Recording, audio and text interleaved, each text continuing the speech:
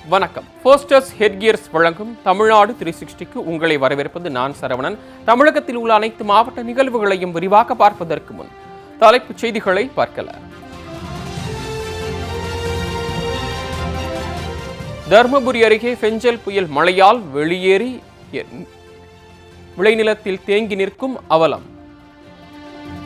1.5 மாதங்களாகியும் நீர் வடியாததால் விவசாயம் செய்ய முடியாமல் தவிக்கும் விவசாயிகள். திருச்சி துறையூர் அருகே மலைவாழ் மாணவர்களுக்கான ஊராட்சி பள்ளியில் ஆசிரியர் முறையாக வருவதில்லை என புகார். மாணவர்களின் நலனை கருத்தில் கொண்டு வேறு ஆசிரியரை நியமிக்க வலியுறுத்தல். தேனி மாவட்டம் தாளையூத்து பகுதியில் தென்னந்தோப்புக்குள் புகுந்து காட்டு யானைகள் கூட்டம் அட்டகாசம். தென்னை மரங்களை வேருடன் பிடுங்கி சேதப்படுத்தியதால் விவசாயிகள் கவலை. குடியரசு தினத்தை முன்னிட்டு பாம்பன் ரயில் பாலத்தில் 3 அடுக்கு போலீஸ் பாதுகாப்பு. துப்பாக்கி ஏந்திய போலீசார், மெட்டல் டிடெக்டர் தீவிர பாதுகாப்பு. திருநெல்வேலி மாவட்டம் ராஜகோபாலபுரத்தில் மிக பழமையான இரும்பு கசடுகள் கண்டெடுப்பு. மேய்ச்சலுக்கு சென்ற தொல்லியல் மாணவியின் கண்டுபிடிப்பு குறித்து விளக்கும் செய்தி தொகுப்பு.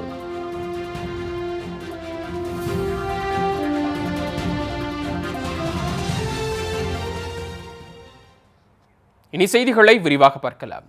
தர்மபுரி அருகே பெஞ்சல் புயல் மழையால் வெளியேறிய ஏரி நீர் விளைநிலத்தில் தேங்கி 1.5 மாதங்களாகியும் வடியாததால் விவசாயிகள் செய்வதறியாது தவித்து வருகின்றனர். பெஞ்சல் புயல் மற்றும் கனமழையால் தருமபுரி மாவட்டம் அரூர் அருகே எலவடை, கொசப்பட்டி கிராமங்களில் உள்ள கொசப்பட்டி ஏரிக்கு நீர்வரத்து அதிகரித்து நீர் வெளியேறியது. இப்படி வெளியேறிய நீர் சுற்றியுள்ள 50 ஏக்கர் விவசாய நிலங்களுக்குள் தேங்கி நின்றது. தேங்கிய நீர் வெளியேற வழியில்லாத நிலையில் சுமார் 1.5 மாதங்களை கடந்தும் நீர் வற்றாமல் தேங்கி நிற்கிறது. இதனால் தண்ணீரில் மாசு ஏற்பட்டு துர்நாற்றம் வீசி வருவதுடன் தொற்றுநோய் பரவும் அபாயமும் ஏற்பட்டுள்ளது. அத்துடன் ஏற்கனவே பயிரிடப்பட்டுள்ள மரவள்ளி கிழங்கு, மஞ்சள், மக்காச்சோளம் உள்ளிட்ட பயிர்கள் அழுகி போன நிலையில் புதிதாக விவசாயம் செய்யவும் முடியாமல் அப்பகுதி விவசாயிகள் தவித்து வருகின்றனர். இதுகுறித்து வருவாய்த்துறை அதிகாரிகளிடம் முறையிட்டும் எந்த ஒரு நடவடிக்கையும் எடுக்கப்படவில்லை என்று புகார் தெரிவிக்கும் அப்பகுதி கிராம மக்கள் லட்சக்கணக்கில் கடன் வாங்கி விவசாயம் செய்த நிலையில் தற்போது கடனை அடைக்கவும் வழியில்லாமல் தவிப்பதாக வேதனை தெரிவிக்கின்றனர். எனவே நீரை வெளியேற்றவும் இழப்பீடு வழங்கவும் நடவடிக்கை எடுக்க வேண்டும் என்று அரசுக்கு அவர்கள் கோரிக்கை விடுத்துள்ளனர். தண்ணி பூரா அந்த கடைசி லாஸ்ட் வரைக்கும் ஏரி வரைக்குமே இந்த தண்ணி எப்படி நின்றுச்சு. நான் இதுல பூசணி போட்டிருந்தேன் 1.5 ஏக்கரா, இதுவும் நஷ்டம். கிழங்கு இந்தாண்ட 1.5 ஏக்கராக்கு மேல போட்டிருந்தா அதுவும் தண்ணீர் நின்றுச்சு. அங்க ஒரு 1.5 ஏக்கரா மக்காசோளம் நட்டு இருந்தோம், அதுவும் தண்ணியிலே போயிடுச்சு. சரி, இது தண்ணி அப்படியே நிற்குது. அந்த கழனிங்கலேருந்து தண்ணி பிடிங்கி விட்டு வடித்து இப்போ தான் 1.5 ஏக்கரா நெல் பயிர் வச்சுருக்குறோம். இது கிழங்கு செடி ஒன்றும் பண்ண முடியல. டன்னுக்கு 2000 ரூபா கொடுத்து நாங்கள் பிடுங்கி அப்படியே விட்டுட்டோம். அது ரொம்ப கப்பாயிடுச்சு, எல்லாம் மெரிச்சு எல்லாம் இது பண்ணிட்டாங்க. இதுதான் மழை நஷ்டம், நிறைய எங்களுக்கு நஷ்டம் ஆயிடுச்சு. விவசாயம் பண்ண முடியல. எங்களுக்கு இருக்கிறது இந்த நிலமா இந்த தண்ணி வசதியாக பாயறது. அதனால் எங்களுக்கு இது நிறைய நஷ்டம் ஆகி கவர்மெண்ட்லேருந்து எங்களுக்கு எதனா அது அறிவிச்சாங்கன்னா பரவாயில்ல. இதுக்கான நஷ்டம். துறையூர் அருகே கிராமப்புற அரசு பள்ளியில் ஆசிரியர்கள் முறையாக பள்ளிக்கு வருவதில்லை என்று பெற்றோர் மற்றும் மாணவ மாணவியர் புகார் தெரிவிக்கின்றனர். திருச்சி மாவட்டம் துறையூர் அருகே உள்ள பச்சைமலை அடிவாரத்தில் உள்ளது பூனாட்சி கிராமம். இந்த கிராமத்தில் 100க்கும் மேற்பட்ட மலைவாழ் மக்கள் குடும்பமாக வசித்து வருகின்றனர்.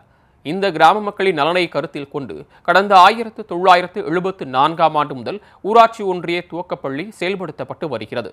இப்பள்ளியின் தலைமை ஆசிரியர் பணியிடத்திற்கு ஆசிரியர் நியமிக்கப்படாததால் தற்போது இடைநிலை ஆசிரியர் மட்டுமே பணியாற்றி வருகிறார். ஆனால் இந்த ஆசிரியரும் முறையாக பள்ளிக்கு வருவது இல்லை என புகார் கூறப்படுகிறது. வாரத்திற்கு 2 அல்லது 3 நாட்கள் மட்டுமே பள்ளிக்கு வருவதாகவும், அப்படியே வந்தாலும் பாதி நேரத்திலேயே பள்ளியை மூடிவிட்டு சென்று விடுவதாகவும் அப்பகுதி மக்கள் புகார் தெரிவிக்கின்றனர். கடந்த 3 வருடங்களுக்கு முன்பு 50க்கும் மேற்பட்ட மாணவ மாணவியர் பயின்று வந்த நிலையில் தற்போது வெறும் 5 மாணவர்கள் மட்டுமே பயின்று வருவதாக கூறும் அப்பகுதி மக்கள் வேறு ஆசிரியரை நியமிக்க வேண்டும் என கோரிக்கை விடுத்துள்ளனர். அதான் தர்ம வாத்தியார் சரியாக வர்றதில்லை. மாதம் 2 நாள் 3 நாள் வர்றது, சும்மா அடிக்கடி லீவு போட்டு போயிடுறது. அந்த வாத்தியார்னால பள்ளிக்கூடம் பிள்ளைங்களுக்கு படிப்பு சரியாக ஒழுங்காக ஏற மாட்டேங்குது. அதனால் நீங்கள் மாற்றிட்டு வேறு வாத்தியாரை போடுங்க.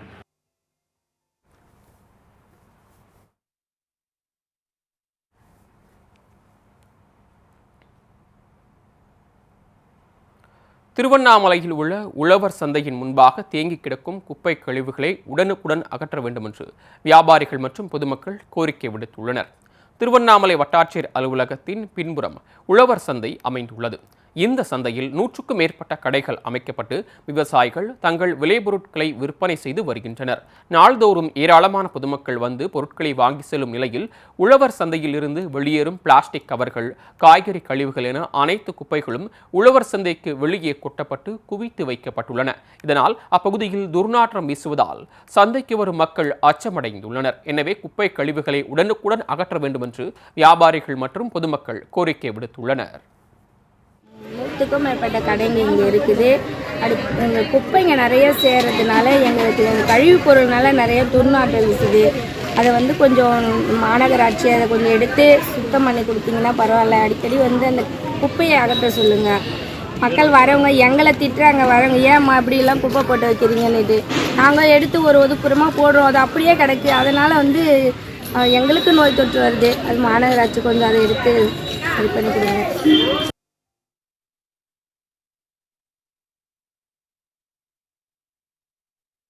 புகுந்து தென்னை மரங்களை சேதப்படுத்தியதால் விவசாயிகள் கவலை அடைந்துள்ளனர். தேனி மாவட்டம் ஆண்டிப்பட்டி அருகே தாளையூத்து பகுதி மலையடிவாரத்தில் சிலம்பரசன், ராஜா, கதிரேசன் ஆகியோருக்கு சொந்தமான தென்னந்தோப்புகள் அமைந்துள்ளன. இந்நிலையில் இரவு நேரத்தில் ஊருக்குள் புகுந்த காட்டு யானைகள் கூட்டம் தென்னந்தோப்பிற்குள் புகுந்து தென்னை, வாழை மரங்களை பிடுங்கி எறிந்து சேதப்படுத்தியுள்ளன. இரவு முழுவதும் தென்னந்தோப்புகளுக்குள் முகாமிட்ட யானைகள் தென்னை மரங்களை வேருடன் பிடுங்கி தென்னங்கன்று குருத்துகளை தின்றுவிட்டு சென்றுள்ளன. இதனை கண்ட தோப்பின் உரிமையாளர்கள் செய்வதறியாது தவித்து வருகின்றனர். இந்த காட்டு யானைகள் கூட்டங்கள் ஊருக்குள் வருவதை கட்டுப்படுத்த வனத்துறை உரிய நடவடிக்கை எடுக்க வேண்டும் என்று கோரிக்கை விடுத்த விவசாயிகள் சேதமடைந்த தென்னை மரங்களுக்கு உரிய இழப்பீடு வழங்க வேண்டும் என்றும் கேட்டுக்கொண்டுள்ளனர்.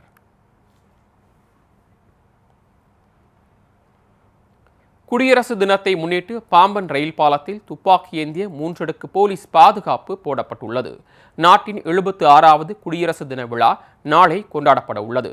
இதனையொட்டி அசம்பாவிதங்களை தவிர்க்கும் வகையில் மக்கள் அதிகம் கூடும் ரயில் நிலையங்கள், விமான நிலையம், பேருந்து நிலையங்களில் போலீசார் தீவிர சோதனையில் ஈடுபட்டுள்ளனர். அத்துடன் முக்கிய இடங்களுக்கு போலீஸ் பாதுகாப்பும் போடப்பட்டுள்ளது.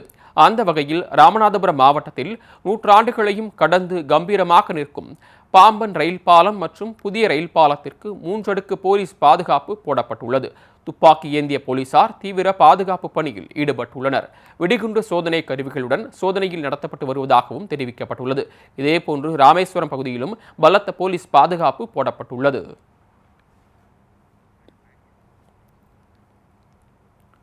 மாமல்லபுரத்தில் நாட்டிய கலைஞர்கள் மற்றும் கிராமிய கலைஞர்கள் என 500 கலைஞர்கள் ஒரே மேடையில் ஆடி அசத்திய நிகழ்வு காண்போரை வியக்க வைத்தது.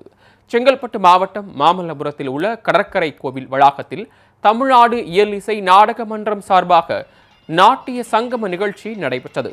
இந்நிகழ்ச்சிக்கு சிறப்பு அழைப்பாளராக தமிழ் வளர்ச்சித்துறை அமைச்சர் சாமிநாதன் மற்றும் இயல் இசை நாடக மன்ற இயக்கத்தின் தலைவரும் நடிகருமான வாகை சந்திரசேகர் பங்கேற்று நாட்டிய சங்கமம் நிகழ்ச்சியினை தொடங்கி வைத்தனர். இதில் 250 கிராமிய கலைஞர்கள் இணைந்து தமிழர்களின் பாரம்பரிய கலைகளான தப்பாட்டம், ஒயிலாட்டம், மயிலாட்டம், பொய்க்கால் குதிரை, கரகாட்டம், தெருக்கூத்து உள்ளிட்ட கலைகளை நிகழ்த்தினர். அத்துடன் 250 நாட்டிய கலைஞர்கள் இணைந்து பரதநாட்டியம் ஆடி பார்வையாளர்களை கவர்ந்தனர். ஒரே மேடையில் 500 கலைஞர்கள் ஒன்றாக இணைந்து கலை நிகழ்ச்சிகளை நிகழ்த்தியது காண்போரை ஆச்சரியத்தில் ஆழ்த்தியது.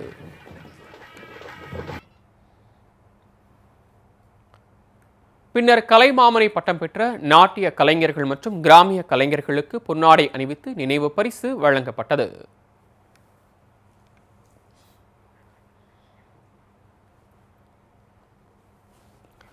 தஞ்சையில் வானில் ஒரே நேர்கோட்டில் தெரிந்த 6 கோள்களை மாவட்ட ஆட்சியர் உட்பட பலரும் கண்டு மகிழ்ந்தனர்.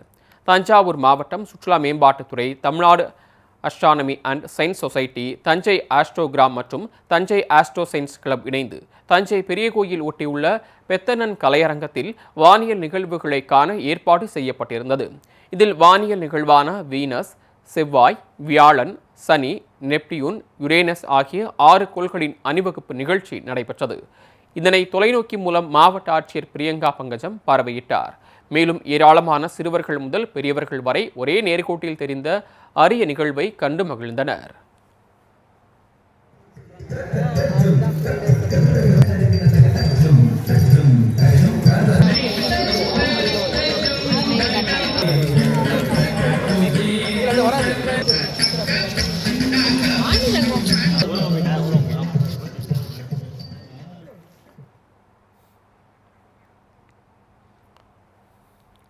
தஞ்சையில் நடைபெற்ற கலைகளின் சங்கமத்தில் சிலம்பம், புலியாட்டம் உட்பட தமிழர்களின் பாரம்பரிய கலை நிகழ்ச்சிகள் இடம்பெற்றன.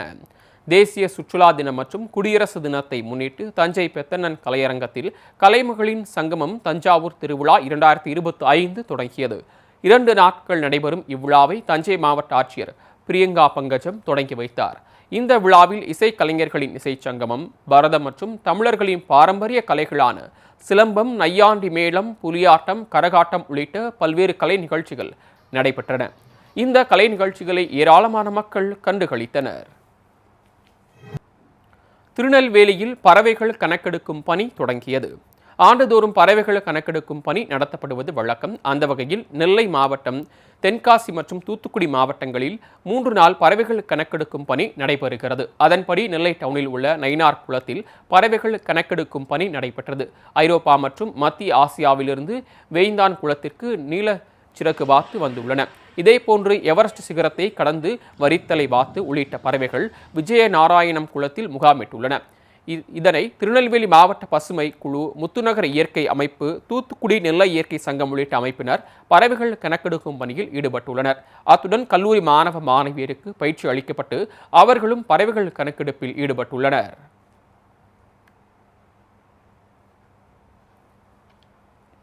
போஸ்டர்ஸ் ஹெட்கியர்ஸ் வழங்கும் தமிழ்நாடு திருச்சிஷ்டியில் அடுத்து வருவது உள்ளூர் நிகழ்வுகளை விரைவாக வழங்க வரும் உள்ளூர் எக்ஸ்பிரஸ்.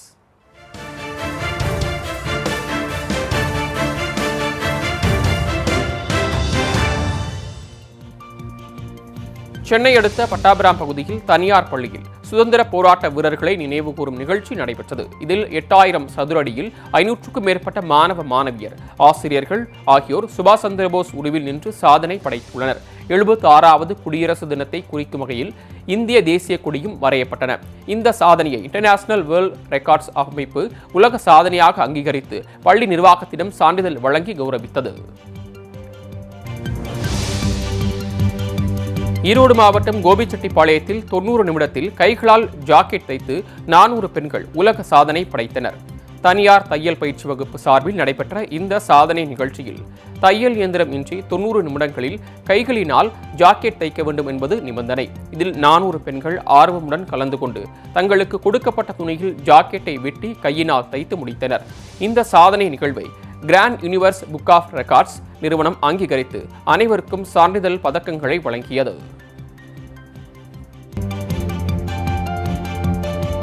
தஞ்சையில் தனியார் அறக்கட்டளை நிர்வாகம் சார்பில் தலைக்கவசம் அணிவதன் அவசியம் குறித்த விழிப்புணர்வு நிகழ்ச்சி நடைபெற்றது. இதில் ஹெல்மெட் அணிந்து இருசக்கர வாகனத்தில் வந்தவர்களிடம் உயிரை காப்பது கோமியமா ஹெல்மெட்டா என்று கேள்வி கேட்கப்பட்டு ஹெல்மெட் என்று சொன்னவர்களுக்கு 1 லிட்டர் பெட்ரோலுக்கான இலவச கூப்பன் வழங்கப்பட்டது. தமிழகத்தில் கோமியம் குறித்து பல்வேறு கருத்துக்களும் விவாதங்களும் நடைபெற்று வரும் நிலையில் விழிப்புணர்வு நிகழ்ச்சியிலும் கோமியம் இடம்பெற்றிருப்பது பொதுமக்களிடையே நகைப்பை ஏற்படுத்தியது.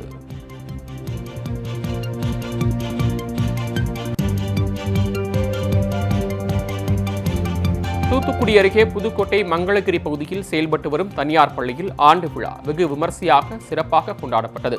இதில் தூத்துக்குடி மறைமாவட்ட கத்தோலிக்க ஆயர் ஸ்டீபன் அந்தோனி கலந்து கொண்டு விளையாட்டுப் போட்டி மற்றும் தேர்வில் வெற்றி பெற்ற மாணவ மாணவிகளுக்கு பரிசுகள் வழங்கி பாராட்டினார். தொடர்ந்து மாணவ மாணவியரின் கண்கவர் கலை நிகழ்ச்சிகள் நடைபெற்றன.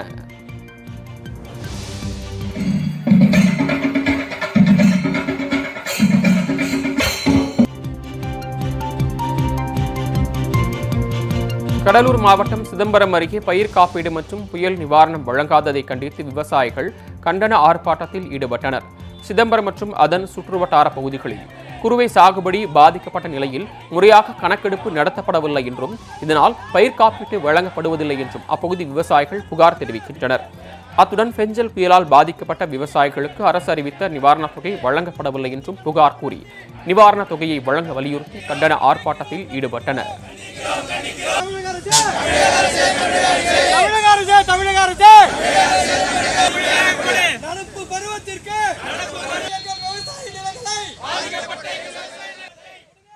இப்போ பெஞ்சல் புயலில் அடித்து எங்கள் பகுதி எல்லாமே வந்து மொழி எல்லாம் வயலில் நிலங்கள் எல்லாமே சாஞ்சி வீணாக போயிடுச்சுங்க. அப்படி இருக்கும்போது அதுக்கு வந்து அரசாங்கம் வந்து ஹெக்டேருக்கு இவ்வளோன்னு சொல்லிட்டு அரசு வந்து நிவாரணம் அறிவித்தாங்க. அந்த நிவாரணம் அறிவித்து கணக்கெடுப்பு நடத்தி பல நாட்கள் ஆகி இது வரைக்கும் கேட்டால் யாரை கேட்டாலும் ஆன்லைனில் இருக்குங்கிறாங்க, ஜியோ வரலன்றாங்க. இதே போல் பண்ணி இது வரைக்கும் அந்த நிவாரணமும் வந்து எதுவுமே கொடுக்கலிங்க. அதனால கிராம விவசாயிகள் எல்லாம் ஒன்று சேர்ந்து கண்டன ஆர்ப்பாட்டம் நடத்தியிருக்காங்க. தொடர்ந்து ஃபர்ஸ்டர் செட்கியர்ஸ் வழங்கும் தமிழ்நாடு 360யில் மாவட்டங்களில் நடந்த விளையாட்டு செய்திகளை வழங்க வருகிறது விளையாட்டு களம்.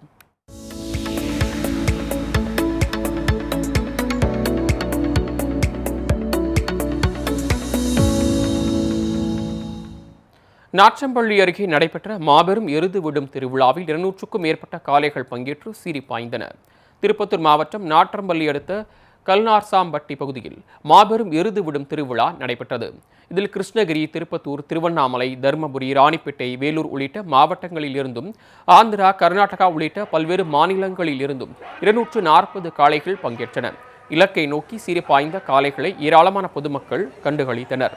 குறைந்த நேரத்தில் இலக்கை அடைந்த காளைக்கு முதல் பரிசாக 1,00,001 ரூபாயும், இரண்டாவது பரிசாக 75,001 ரூபாயும், மூன்றாவது பரிசாக 60,001 ரூபாயும் ரொக்க பரிசாக வழங்கப்பட்டது.